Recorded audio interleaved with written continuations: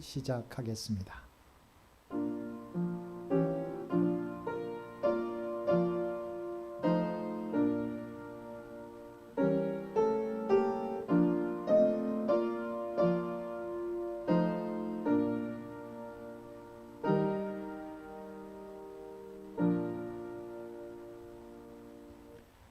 사랑과 은혜가 충만하신 아버지 하나님, 우리에게 성령 강림 주간을 허락하여 주시어서 주님을 나의 구주로 믿게 하시는 분이 누구이신지, 또한 이 땅을 살아가게 될 때 죄의 유혹들을 물리치며 넘어졌다가도 다시 일어서게 하시는 분이 누구이신지, 세상 끝날까지 우리와 함께 주시어서 하나님의 영원한 나라로 우리를 인도하시는 분이 누구이신지 깨닫게 해주셨음을 진심으로 감사드립니다.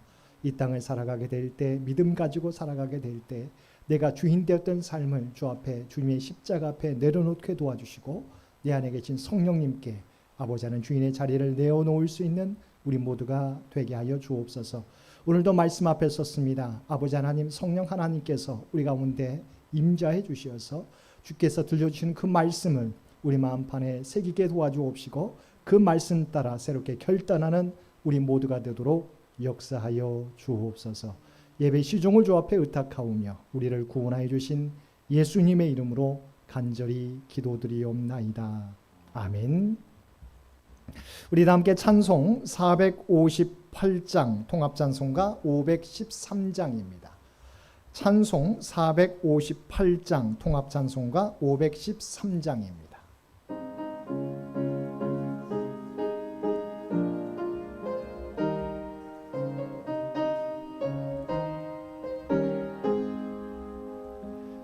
너의 마음에 슬픔이 가득할 때 주가 위로해 주시리라.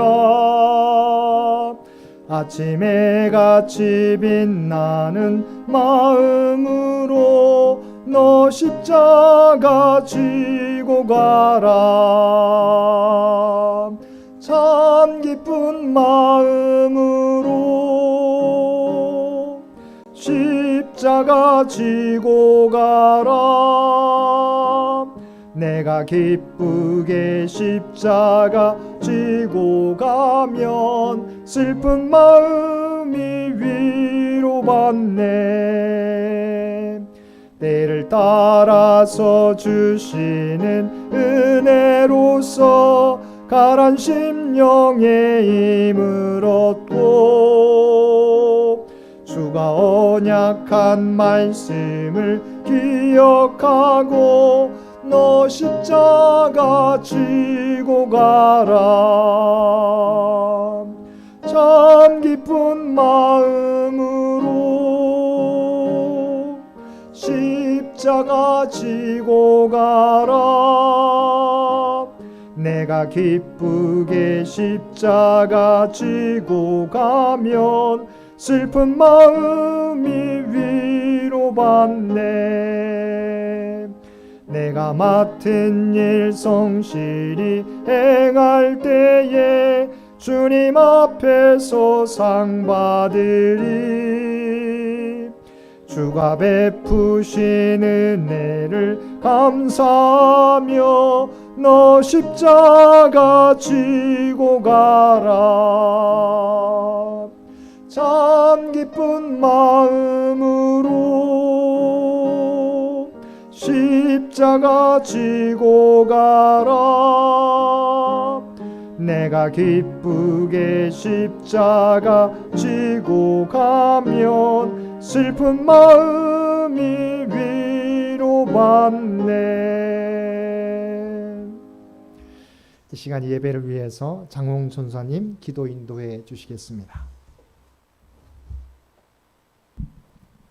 우리에게 약속하신 성령님을 보내주시고 우리가 마땅히 행할 길을 가르치시며 인도하시는 하나님, 감사를 드립니다. 하나님께서는 태초부터 지금까지 우리를 눈동자와 같이 지키시며 인도하셨음을 고백합니다. 또한 우리들에게 참된 생명의 길을 보이시고 우리가 행할 바를 보이셨지만 우리들은 여전히 우리들이 가는 길이 바른 길인 줄 알며 우리들의 생각이 옳은 줄 알고 살아가고 있는 모습입니다. 우리가 하나님을 경외함으로, 하나님 앞에 겸손함으로 참 지혜를 깨닫는 자들이 되게 하여 주시옵소서. 성령 강림절을 보내고 있는 이 시간 우리가 성령의 능력을 받아 이 땅에 하나님 나라를 전하는 자들이 되게 하시고 참 지혜와 능력으로 살아가는 우리들이 되게 하여 주시옵소서. 성령의 임재하심을 받은 초대교회 성도들이 서로 나누기에 힘쓰고 모이기에 힘쓰며 복음을 전하는 데 힘썼던 것처럼 우리들 또한 가족과 공동체를 사랑하는 마음으로 살아가게 하시고 이 땅에 하나님의 모든 창조물들을 사랑하며 하나님을 사랑하는 우리들 모두가 되게 하여 주시옵소서. 하나님, 우리 창현교회 교우들 가운데 어려운 일을 당하고 있는 교우들이 있다면 잘 해결되어지게 하시고 건강이 좋지 못하신 분들이 계시다면 속히 회복될 수 있도록 도와주시옵소서.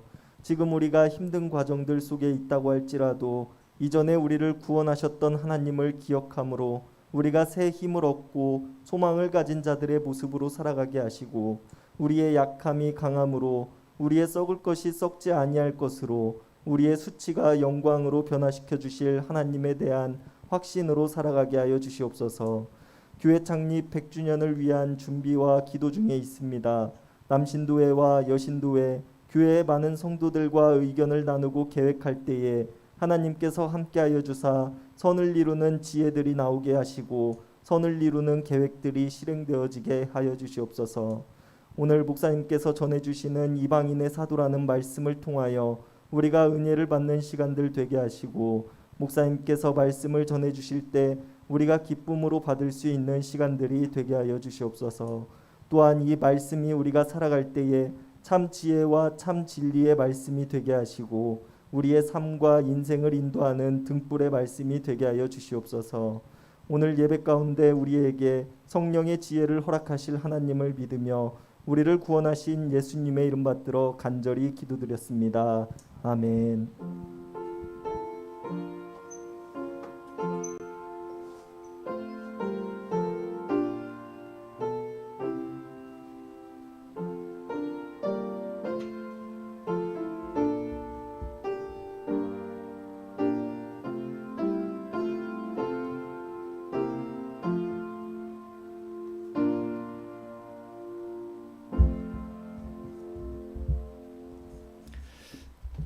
오늘 우리에게 주신 하나님의 말씀 신약성경 갈라디아서 2장 1절에서 10절까지 말씀입니다. 제가 가지고 있는 성경 신약성경 303쪽 갈라디아서 2장 1절에서 10절까지 말씀입니다.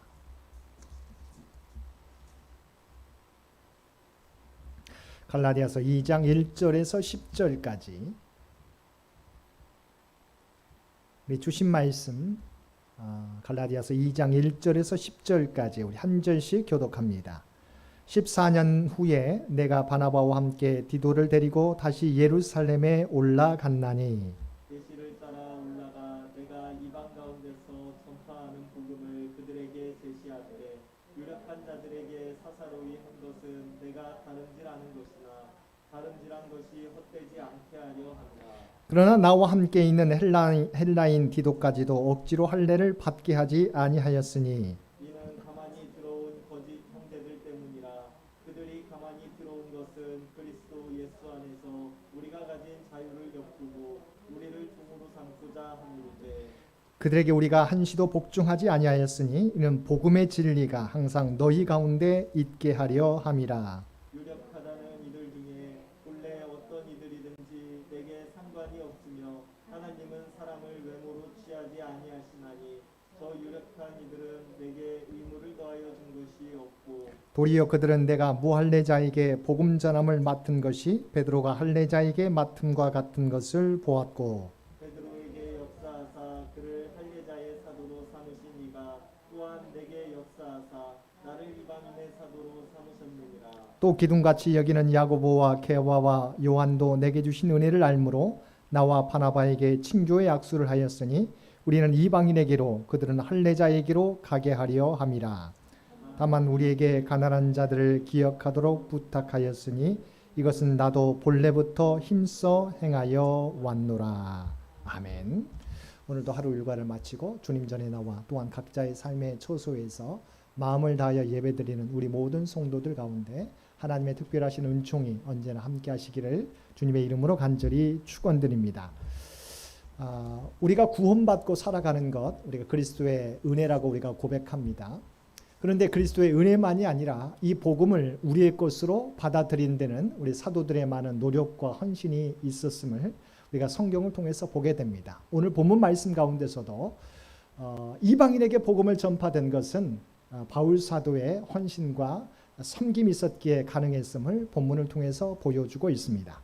먼저 1절 말씀 보겠습니다. 1절 말씀, 14년 후에 내가 바나바와 함께 디도를 데리고 다시 예루살렘에 올라갔나니. 여기서 14년 후라고 하는 것은 어느 때를 의미합니까? 바울 사도가 첫 번째 예루살렘에 올라왔던, 예루살렘을 방문했던 때로부터 14년이 지난 때를 의미합니다. 우리가 잘 알고 있는 것처럼 바울은 예수님의 직접 제자는 아니었습니다. 그는 원래 바리새인 중에 바리새인이어서 예수 믿는 자를 핍박하는 사람이었습니다. 우리가 잘 알고 있는 것처럼 다메섹까지 가서 예수 믿는 자들을 핍박하러 가는데 다메섹 가는 도중에 예수 그리스도를 만나게 되지 않습니까? 그 다음에 그가 주님을 만난 다음에 아라비아 사막에 가서 3년 동안 머물게 되고 그가 만난 주님을 예루살렘에 와서 보고하게 됩니다. 그것이 바로 오늘 말하는 14년 전이었다고 하는 것입니다. 그러니까 첫 번째 예루살렘을 방문했던 그때로부터 14년 후다. 그러니까 실제적으로는 AD 35년에 첫 번째 바울이 예루살렘에 방문해서 자신이 예수님을 만난 것을 증거하게 되고 예루살렘 공회에, 예루살렘 교회에 보고하게 되는 것이죠. 그때부터 몇 년이 지났다고요? 14년이 지났다. 이것은 그러면 그전에는 예루살렘에 방문하지 않았느냐? 주석학자들은 그렇지 않다고 이야기합니다. 좀 더 자세히 들어가면 우리 사도행전 11장에 나오는데 예루살렘 교회에 고난이 닥쳐오게 됩니다. 우리가 말하는 비가 오지 않아서 많은 사람들 예루살렘 교회가 어려움 가운데 있었을 때 안디옥 교회가 그들에게 부조를 보내게 되는 거죠. 그때 바울이 예루살렘 2차 방문하게 되는데 그때는 AD 46년이라고 이야기합니다. 그러니까 첫 번째 방문했던 AD 35년으로부터 11년이 지난 AD 46년에 제2차 방문하게 됩니다. 그로부터 3년이 지난 거죠. 그러니까 실제적으로는 AD 35년에 첫 번째 예루살렘에 방문했던 때로부터 14년이 지난 AD 49년에 세 번째 예루살렘을 방문하게 되는데 그 이유가 무엇 때문에요? 그래서 사도행전 15장에 나와 있습니다. PPT에 나와 있습니다. 사도행전 15장 1절과 2절 말씀 한번 보겠습니다. 어떤 사람들이 유대로부터 내려와서 형제들을 가르치되 너희가 모세의 법대로 할례를 받지 아니하면 능히 구원을 받지 못하리라 하니 바울 및 바나바와 그들 사이에 적지 아니한 다툼과 변론이 일어난지라. 형제들이 이 문제에 대하여 바울과 바나바와 및 그 중에 몇 사람을 예루살렘에 있는 사도와 장로들에게 보내기로 작정하니라. 우리 PPT에 나와 있는 것처럼 여러분이 사도행전을 읽게 될 때 15장이라고 하는 것은 너무도 중요한 장입니다. 역사적인 기로에 섰던 터닝 포인트가 되는 그 장면이 나오는 건데요. 사도행전 15장은 예루살렘 공의회, 예루살렘 사도회의가 열렸던 때입니다. 자, 이때 오늘 말씀에 나온 것처럼 14년 후에 내가 바나바와 함께 디도를 데리고 다시 예루살렘에 올라갔다. 무엇 때문에요? 사실은 갈라디아 교회에 이 유대교 그리스도인들이 와서 예수 믿는 것만으로는 안 된다고 주장하게 됩니다. 구원받으려면 뭐 해야 된다고요? 예수도 믿어야 되지만 할례를 받아야 되고 율법을 지켜야 된다고 그들이 주장하게 되었습니다. 그래서 이 문제 가지고 바울과 바나바와 이들 유대교 그리스도인들 간에 우리가 논쟁이 붙고 우리가 다툼이 일어나게 되는 거죠. 그러다 보니까 이 문제를 가지고 예루살렘 교회에 가서 확정짓게 되자. 어떤 것이 옳은지를 확정짓게 하자라고 해서 오늘 나와 있는 것처럼 1절에 나와 있는 것처럼 첫 번째 예루살렘에 방문한 이후에 14년이 지나서 바울이 바나바와 함께 디도를 데리고 예루살렘에 올라가게 되었다. 문제는 무엇 때문에요? 이방인에게 할례를 받고 율법을 지켜야 구원을 받게 되는지 아니면 예수 믿는 것으로 우리가 구원을 받게 되는지 그 논쟁을 우리가 온전히 결정짓기 위해서 그들이 예루살렘에 방문하게 되었다고 하는 것입니다. 그러면 왜 바울은 바나바와 디도를 데리고 갔을까요? 잘 알고 있는 것처럼 바나바는 바울과 함께 제1차 선교 여행에 동행했던 사람입니다. 하나님의 인도하신 따라 그들이 안디옥 교회에서 안수를 받고 하나님의 복음을 들고 이방 세계까지 가게 되는 소아시아 지역이죠. 1차 전도 여행은. 그곳에서 이방인에게 복음을 전하게 되는데 수많은 이방인들이 주의 복음을 듣고 주님께로 돌아오게 되었다고 하는 거죠. 그들이 방언을 말하게 됩니다. 주님께로 돌아오는 놀라운 역사를 바나바도 눈으로 목격했어요. 그래서 이것을 증거하기 위해서 1차 전도 여행에 동행했던 바나바도 함께 예루살렘 교회에 오게 됩니다. 두 번째, 왜 디도를 데리고 왔을까요? 디도는 바울의 제자 가운데 최초로 이방인 사역자입니다. 우리가 디도서가 있지 않습니까? 바로 그 디도인데 디도는 이방인 사역자였어요. 바울의 복음 전도를 통해서 그리스도로 복음을 받아들이고 주님의 사역을 감당하게 되는데 우리가 잘 알고 있는 것처럼 그레데 지역에 목회자로서 파송되어서 그 그레데 지역을 섬겼던 목회자인 것을 보게 됩니다. 또한 디모데후서 4장 10절에 보면 달마디아 지방까지 가서 복음을 전했던 사람으로 우리가 성경에 통해서 알게 된 거죠. 그래서 디도는 비록 이방인이었지만 복음을 받아들이고 사역자로서 활동했던 사람. 그래서 바나바와 디도를 데리고 예루살렘에 방문하게 되었다. 두 번째 중요한 것은 2절 말씀 보겠습니다. 2절 계시를 따라 올라가 내가 이방 가운데서 전파하는 복음을 그들에게 제시하되 유력한 자들에게 사사로이 한 것은 내가 다름질하는 것이나 다름질한 것이 헛되지 않게 하려 함이라. 계시를 따라 이 예루살렘에 올라왔다고 고백합니다. 여러분, 바울 사도의 삶은요 항상 자신의 의도대로 자신의 생각과 계획대로 움직이지 않았어요. 하나님의 뜻 가운데 하나님의 계시 가운데 움직이게 되었어요. 이 갈라디아 교회 여러 가지 복음과 할례와 우리가 율법 준수라고 하는 논쟁이 붙었을 때 그런 가운데 하나님께서 그에게 계시를 주셔서 예루살렘에 가서 이 문제를 확정짓겠다고 하는 하나님의 인도하심을 따라서 그가 예루살렘에 올라가게 되었음을 이야기하고 있습니다. 그래서 2절 계시를 따라 올라가 계시를 따라 예루살렘에 그가 이 문제를 가지고 올라오게 되었다.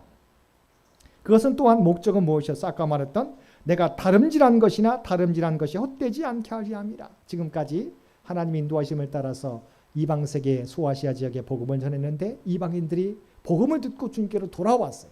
지금까지 그래서 이방인에게 복음을 전한 그 일 또한 이제까지 해왔던 일이 헛되지 않게 하기 위해서 하나님의 역사였음을 드러내기 위해서 확증받기 위해서 예루살렘에 올라가고 있다.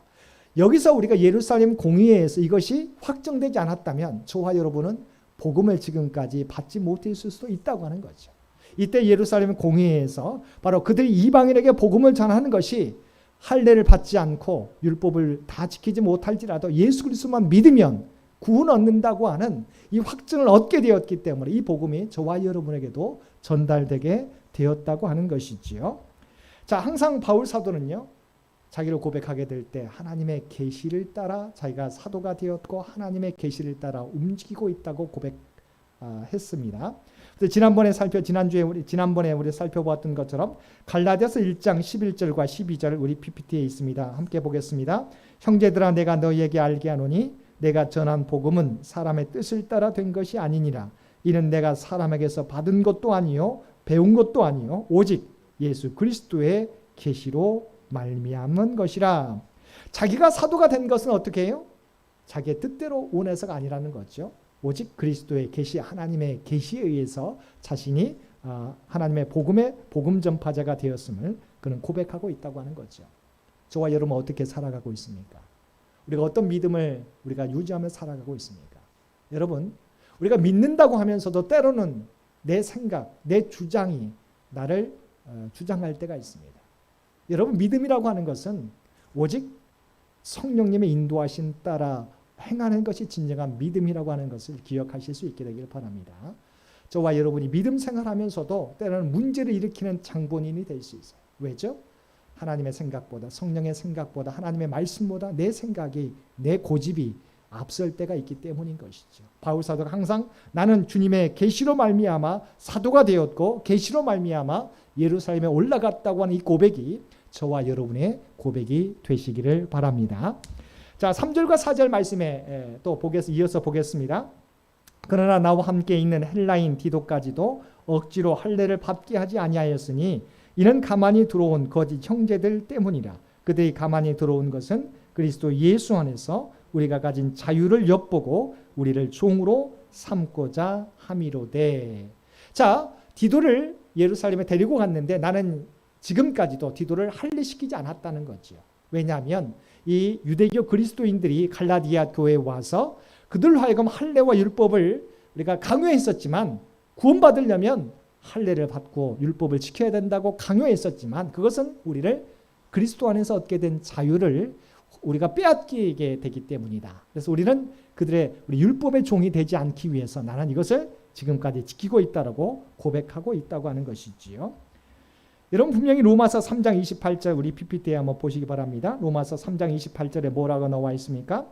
그러므로 사람이 의롭다 하심을 얻은 것은 율법의 행위에 있지 않고 믿음으로 되는 줄 우리가 인정하노라. 자, 어떻게 구원을 얻게 된다고요? 자, 율법의 행위에 있지 않다. 사람이 의롭다 하심을 얻는 것은 율법의 행위에 있지 않고 뭘로요? 믿음으로 되는 줄 우리가 안다. 믿음으로 되는 것이다. 사도행전 15장 28절 29절 바로 이 예루살렘 공의회 사도회의의 결론입니다. 자, 이방인들이 어떻게 구원을 받게 되고 어떻게 그들에게 우리가 그들에게 권면할 수 있는 내용이 무엇인지를 들려주는 내용인데요. 사도행전 15장 28절과 29절 말씀 보겠습니다.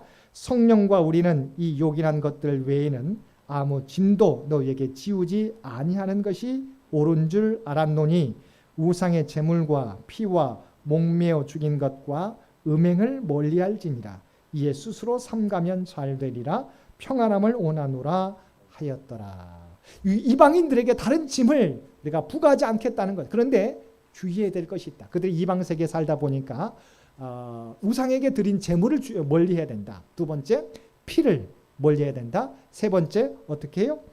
바로 목매어 죽인 것을 멀리해야 된다. 네 번째, 음행을 멀리하는 한에서 너희가 율법을 지켜야 구원 얻는 것은 아니다. 예수 그리스도를 믿음으로 구원 얻게 되지만 우상에게 드린 제물, 피, 목매어 죽인 것들 또한 음행은 너희가 멀리하는 것이 좋겠다라고 그들에게 권면해 주었다고 하는 것입니다.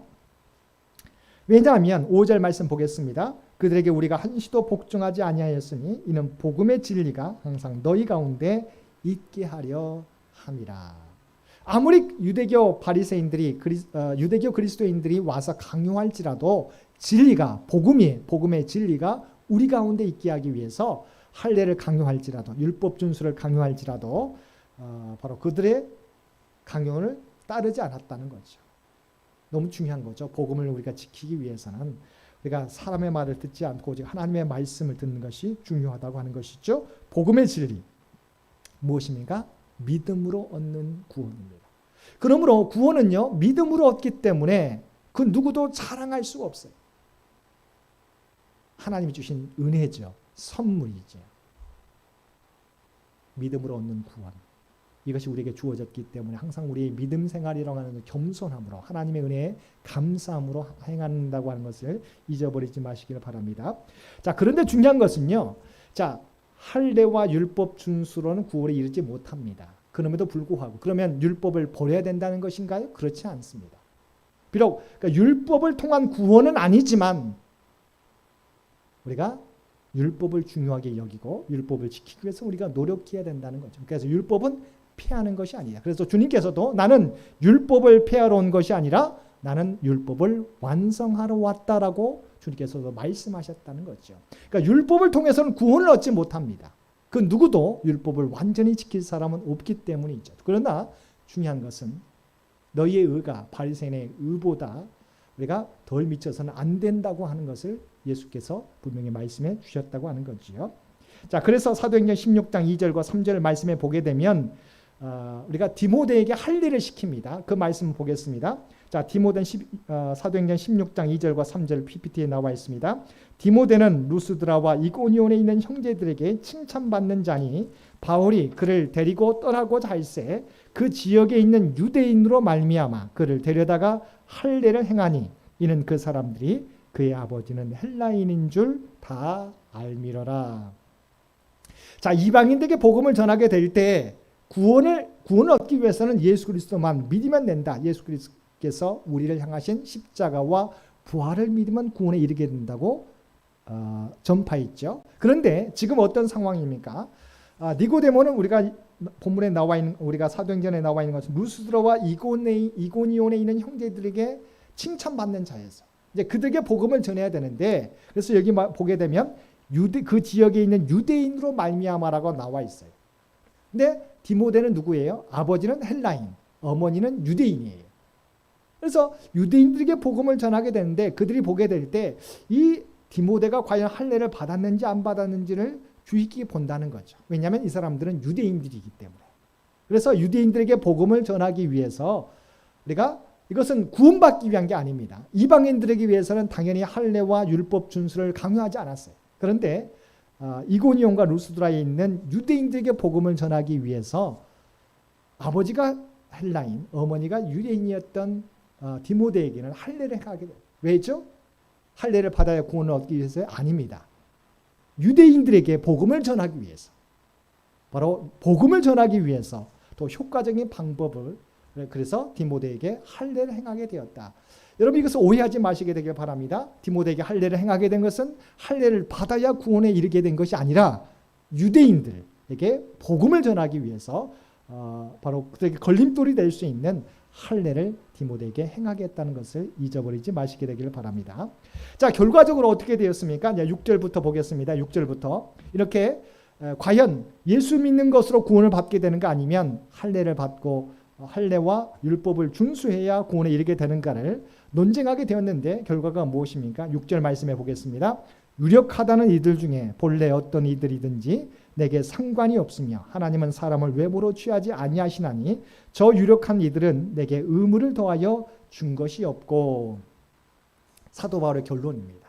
유력한 자들이라고 하는 것은 이제 예루살렘 교회의 지도자들을 의미하는 거죠. 어찌됐건 그래도 전통성이 예루살렘 교회에 있기 때문에 이 문제를 가지고 예루살렘 교회에 갔어요. 그래서 유력한 자들, 그래서 사실은 사람은 그러면서 말합니다. 사람은 하나님께서는 사람을 외모로 보지 않으신다. 그럼에도 불구하고 유력한 자들은 이 문제에 대해서 나에게 어떠한 짐도 부과하지 않았다. 내게 의무를 더해 준 것이 없다. 그거죠. 예수 그리스도를 믿는 것 외에 할례를 행하라든가 또한 율법을 준수하게 가르치라고 의무를 부과하지 않았다는 거죠.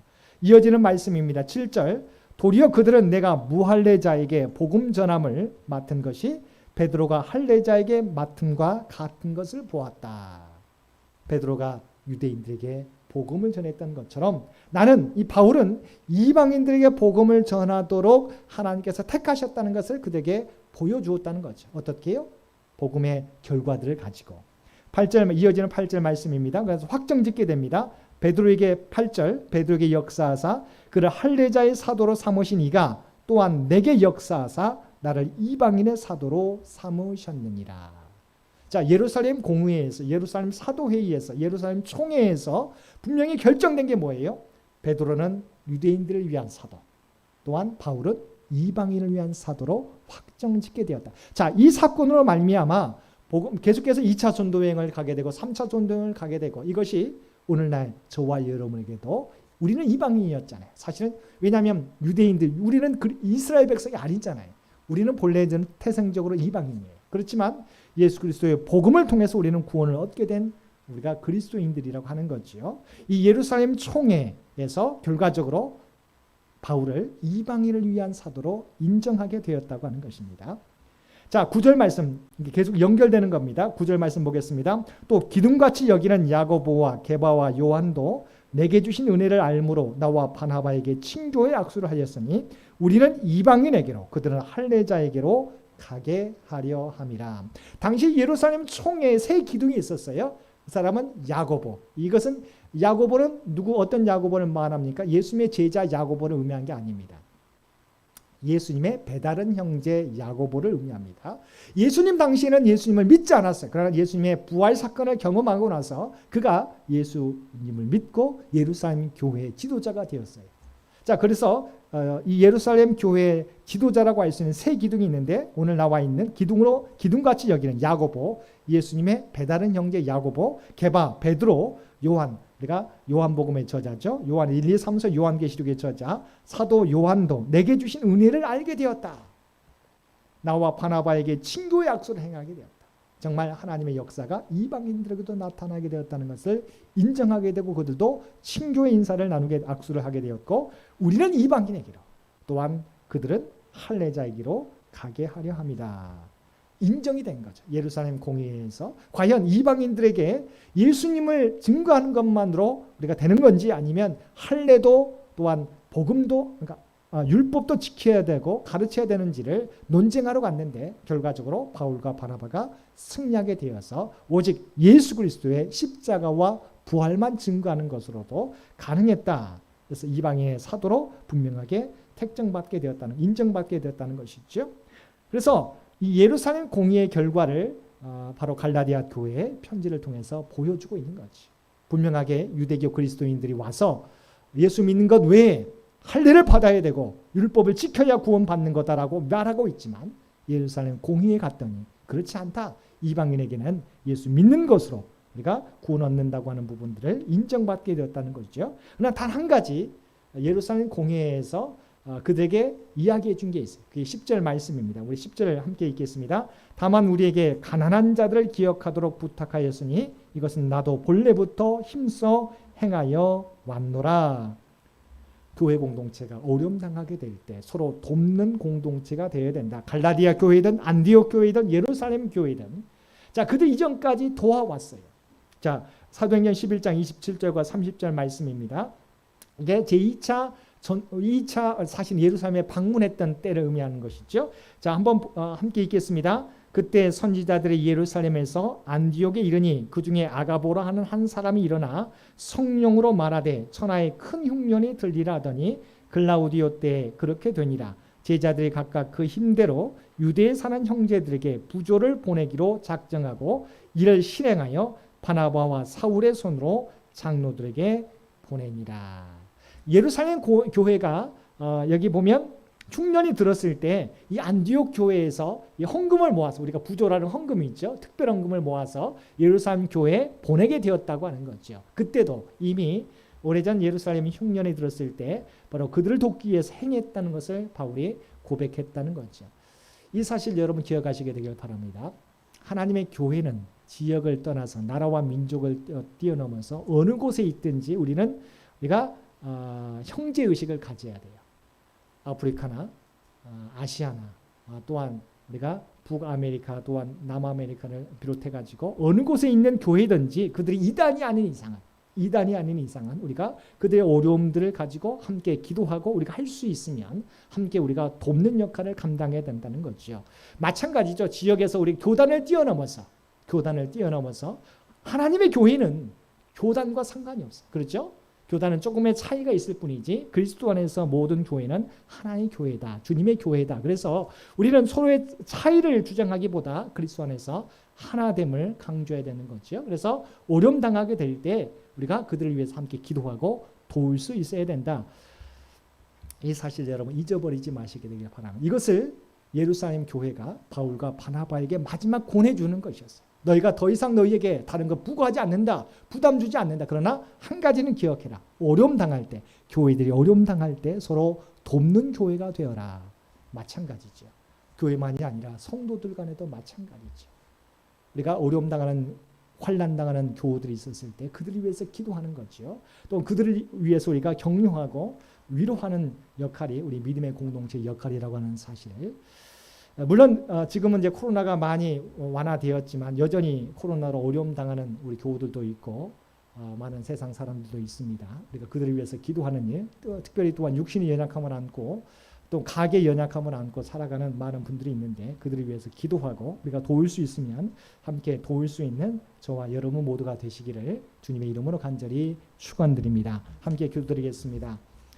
사랑하는 충만하신 아버지 하나님, 오늘 우리에게 주신 말씀을 통해서 아버지 하나님, 우리에게 주어진 자유를 온전히 누릴 수 있는 우리 모두가 되게 하여 주옵소서. 그러나 아버지 하나님, 우리에게 주어진 자유를 가지고 아버지 내 육신의 욕구를 채우는 저희들 되지 않게 도와주시고 오직 하나님의 성교와 구제를 위하여 사용할 수 있는 우리 모두가 되게 하여 주옵소서. 우리가 구원받게 된 것 오직 하나님의 은혜요 선물인 줄 믿습니다. 아버지 하나님, 스스로를 자랑하지 않게 도와주옵시고 오직 우리에게 은혜로 주어진, 선물로 주어진 이 구원을 늘 하나님의 은혜에 감사하며 겸손하게 주님의 사명을 감당하며 살아가는 우리 모두가 되게 하여 주옵소서. 우리는 모두가 그리스도 안에서 한 지체요 또한 형제 자매들인 줄 믿습니다. 어려움 당하는 교회와 성도들을 보고 위에서 기도하고 서로 도울 수 있는 우리 모두가 되게 하여 주옵소서. 주님 안에서 아름다운 연합을 이루어가는 주의 백성들 모두 되도록 역사하여 주옵소서.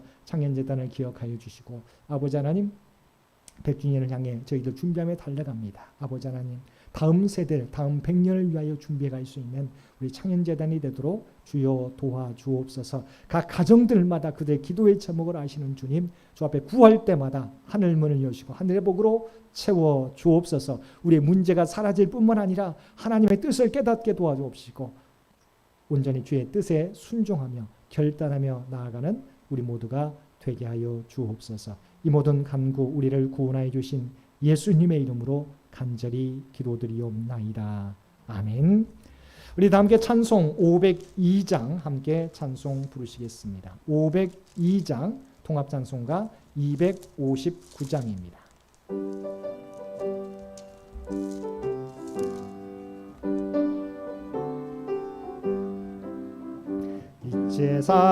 제사자들이어서 가서 어둠을 물리치고 주의 진리 모르는 백성에게 복음의 빛 비춰라. 빛의 사자들이여 복음의 빛 비춰라. 죄로운 밤 밝게 비춰라. 빛의 사자들이여 선한 사역 위하여 힘을 내라. 주와 함께 하시겠네. 주의 크신 사랑을 전파하며 복음의 빛 비춰라. 빛의 사자들이여 복음의 빛 비춰라. 죄로운 밤 밝게 비춰라. 빛의 사자들이여 주님 부탁하신 말 순종하여 이 진리 전파라. 산을 넘고 물 건너 힘을 다해 복음의 빛 비춰라. 빛의 사자들이여 복음의 빛 비춰라. 죄로운 밤 밝게 비춰라. 빛의 사자들이여 동서남북 어디나 땅끝까지 주님만 의지하고 눈 어두워 못 보는 백성에게 복음의 빛 비춰라. 빛의 사자들이여 복음의 빛 비춰라. 죄로운 밤 밝게 비춰라. 빛의 사자들이여. 이제는 우리 주 예수 그리스도의 은혜와 아버지 하나님의 극진하신 사랑하심과 성령님의 세상 끝날까지 우리와 함께 하시는 놀라운 교통의 역사가 오늘 주신 말씀을 따라 우리에게 주신 선물로 주신 복음 세상 끝날까지 세상 가운데 나아가 복음을 전파하며 살아가겠노라고 결단하며 세상 가운데 나아가는 사랑 주의 백성들과 그의 가정과 산업의 터전 위에 특별히 연약함 가운데 하나님의 도우심을 바라는 많은 주의 백성들 머리 위에 이제로부터 영원토록 함께 주시기를 우리 주 예수님의 이름으로 간절히 축원하옵나이다. 아멘.